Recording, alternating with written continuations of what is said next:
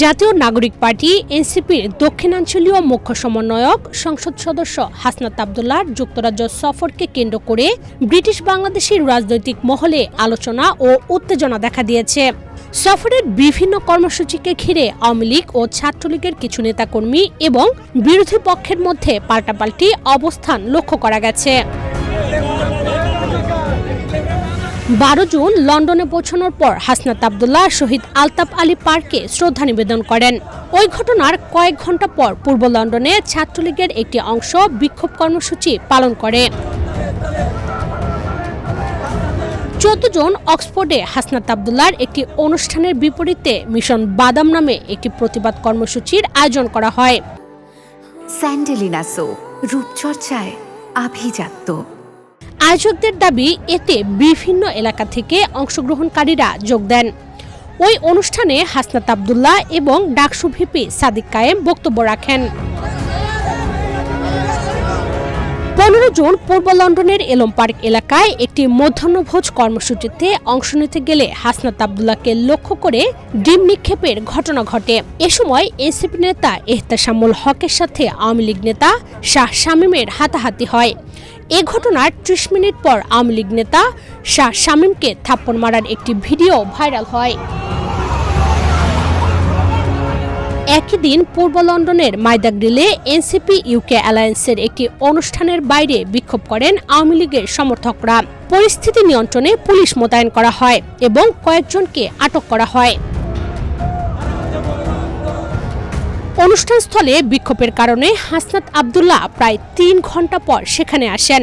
এক ভিডিওতে দেখা যায় হাসনাত আব্দুল্লাহ গাড়ি থেকে নেমে দৌড়ে সিঁড়ি বেয়ে উপরে উঠে যান। এ সময় উত্তেজনা সৃষ্টি হলে যুক্তরাজ্য মহানগর আওয়ামী লীগের যুগ্ম সম্পাদক আফসার খান সাদেক সহ 3 জনকে আটক করা হয়। ওই অনুষ্ঠানে বক্তব্যের শুরুতে হাসনাত আব্দুল্লাহ একটি ডিম হাতে নিয়ে সবাইকে দেখান। তিনি ডিমটি পালিয়ে থাকা লীগ কর্মীদের উৎসর্গ করেন এবং ভবিষ্যতে তাদেরও ডিম দেওয়া হবে বলে মন্তব্য করেন।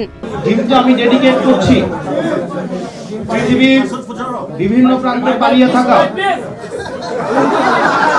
যেসব লীগ আছে, যারা নিজেরা থাকে দৌড়ের উপরে, পালিয়ে থাকে নিজেরা, কিন্তু অন্যদেরকে বলে পালানোর জায়গা পাবে না। দুনিয়ার সকল প্রান্তের পালিয়ে থাকা এসব লীগদেরকে এই ডিমটা আমি ডেডিকেট করছি। যুক্তরাজ্য আওয়ামী লীগের নেতারা দাবি করেছেন, হাসনাত আব্দুল্লাহকে ঘিরে যেসব প্রতিবাদ হয়েছে সেগুলো প্রবাসী বাংলাদেশিদের ব্যক্তিগত উদ্যোগে হয়েছে। দলের কেন্দ্রীয় কোনো কর্মসূচি ছিল না। আওয়ামী লীগ তো কোনো প্রোগ্রাম সেখানে দেয় নাই। প্রবাসী যুব সমাজ, ছাত্র সমাজ, এখানে একজন জঙ্গি হাসনাত আব্দুল্লাহ বাংলাদেশের গণভবন 32 নম্বরের ধানমন্ডির বাড়ি, বাংলাদেশের মানুষের অগণিত মানুষের বাড়ি করে হামলা, ছিনতাই, রাহাজানি এবং মানুষ খুন, প্রত্যেকটি ক্ষেত্রেই এই দেশ ধ্বংসকারী যে কয়েকজনের নাম, তাদের মধ্যে অন্যতম হাসনাত আব্দুল্লাহ। এই কারণেই প্রবাসী বাঙালিরা খেপেছে বলে আমি মনে করি।